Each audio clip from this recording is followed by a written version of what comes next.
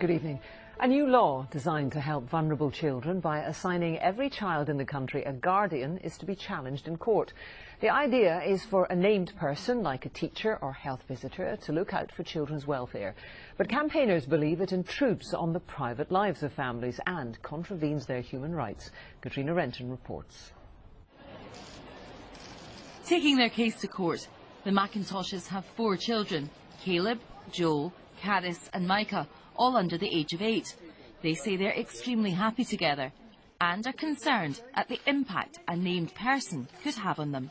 Well, if we have different ideas on how to bring up our children, on how to educate our children or anything like that, and the named person has different views, then who gets the final say? Is it the named person or is it the parents?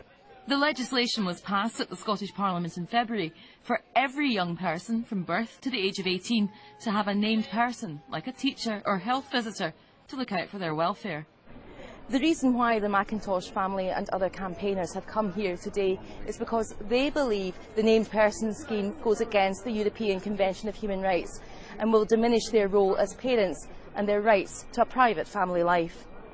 The Scottish Government says nothing in the legislation changes parental rights and responsibilities, and that the policy is already operating successfully in a number of areas across Scotland. Highland Council has been piloting a named person system for the past 4 years.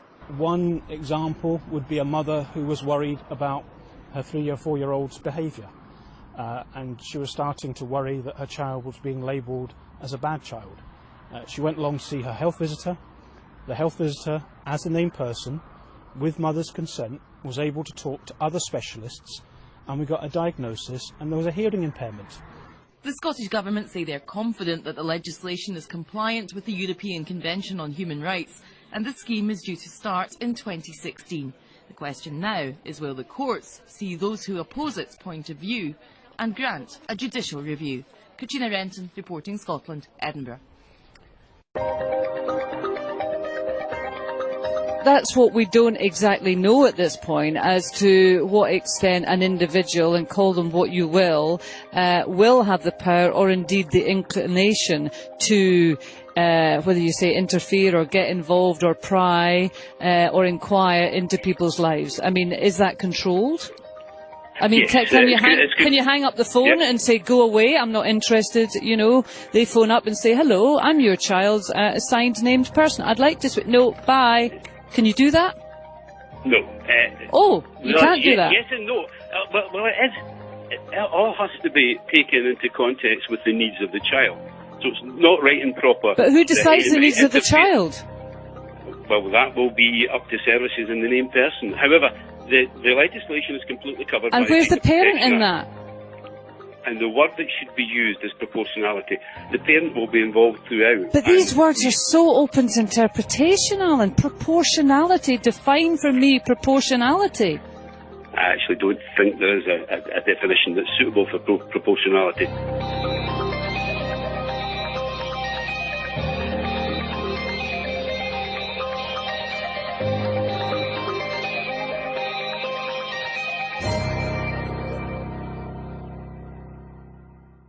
It's not about trying to replace the parent's role by placing a named person in a young person's life. It just gives them the option to talk to someone out with the family about any difficulties or problems they may be having. Well, ain't that reassuring? A page on a government website designed to reassure people that they aren't looking to take over the role of parents. Why would the government be worried that people would think that in the first place, besides being a creepy bit of newspeak? What is a named person? They are something that is being implemented in Scotland as part of GERFEC, or Getting It Right for every child. Every child in Scotland, at or prior to birth, will be assigned a named person. Babies will also be tattooed with a corresponding barcode. Sorry, just kidding. GERFEC is a key element in the Children and Young People Bill, which was introduced by Alex Neil. Mr. Neil is the Cabinet Secretary for Social Justice, Communities and Pensioners' Rights. Going through the whole bill straight up would be quite dry. So, luckily for us, this website includes a sound clip of an adorable little girl reading out the details. A very good choice. It's less blood-curdling this way. Most of us get all the love and support we need from our families, but sometimes things can be a bit more difficult to sort out, and sometimes we, and maybe our families, might need a bit of extra help. Every baby, child and young person in Scotland is going to have a named person. someone outside the family who can help and support them if they need it. You might not have heard of this yet. For young people, it's most likely to be your guidance teacher or the head or deputy head. If things are going fine, most likely you won't notice any difference. But your named person should be there for you and your family. They should be able to give you any extra help or support if there are any concerns about your well-being. At a glance, it sounds nice. Someone to make sure children are okay. I also found myself immediately hesitant to tear into this statement as a child was saying it. Kind of creepy if they did it deliberately for that effect. Regardless, I think it's a good idea to look at the language they used. If things are going fine, most likely you won't notice any difference. This paints the named person as some kind of surveillance. There will be a change. Someone will be assigned to your child, but don't worry, you won't notice it unless they have to step in. They should be able to give you any extra help or support if there are any concerns about your well-being. This is one of those lines I was talking about that sounds really nice at a first listen, but then you really think about it. It sounds like they're saying, if you're having trouble, they'll help you, but who exactly is deciding there's concern about your well-being? Presumably, the person watching you. And what does well-being even mean? You'd be forgiven for thinking that it just means that the child is healthy and happy, just in general. There aren't any major problems. However, well-being is a nice bit of Scottish newspeak. The well-being of children and young people is at the heart of GIRFEC. The approach uses 8 areas of well-being in which children and young people need to progress in order to do well now and in the future. These 8 areas are set in the context of the 4 capacities, which are at the heart of the Curriculum for Excellence. The 8 areas of well-being in the context of the 4 capacities, which are at the heart of the Curriculum for Excellence.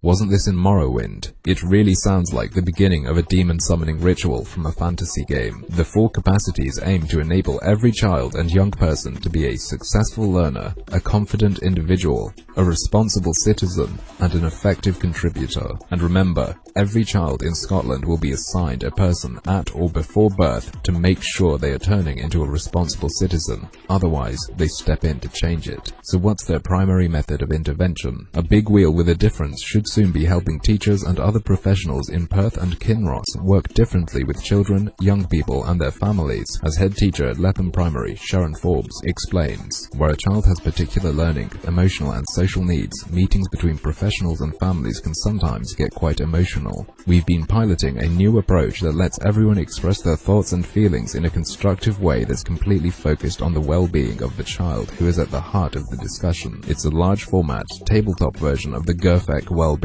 wheel. Very simple, but it helps everyone to keep their focus on the child and their family. It allows us to identify clear strengths, difficulties or barriers and to agree what the family can do and how the professionals can support them to achieve this. Sounds nice and pleasant, but remember what the purpose of the GIRFEC well-being wheel actually is. It's to make sure that the child is becoming what the government considers a responsible citizen and effective contributor. These meetings are for when a person assigned to a child at birth decides the kid isn't going in the right path, and they get together to tell the family what they can do. Sorry, in spite of the colourful design and nice language, my blood is running cold. Perhaps you don't feel the same, but maybe that's because I haven't shown you everything I've read.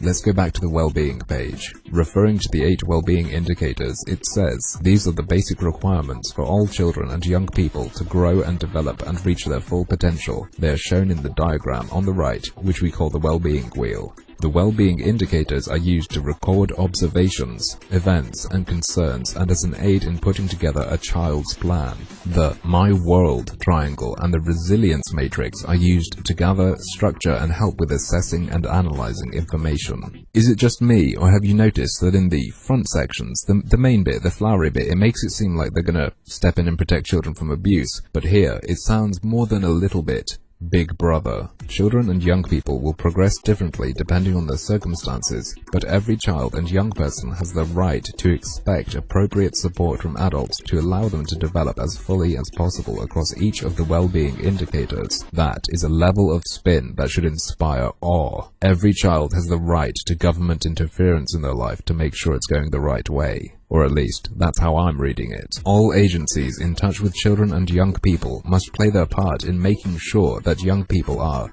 healthy, achieving, nurtured, active, respected, responsible, included, and, above all, safe. Like I said at the beginning, I really have no idea at all why they'd feel the need to try to reassure people that the government isn't trying to take over the role of parents. Well, we said that the named person powers to grab and share confidential data on parents and their children was a big brother nightmare. It was unwanted, it was unworkable, and it was undemocratic. And today, the judges have put a stop to that. They have said that the key data sharing provisions at the heart of the named person scheme are defective and they cannot go ahead. This is a terrific victory for ordinary families all across Scotland who never wanted state snoopers prying on them. Today, the Supreme Court has ruled in their favour. The Scottish Government now has to go back to the legislative drawing board, and if they want to legislate for a named person, they have to fundamentally rewrite it to properly protect the privacy of all families in Scotland.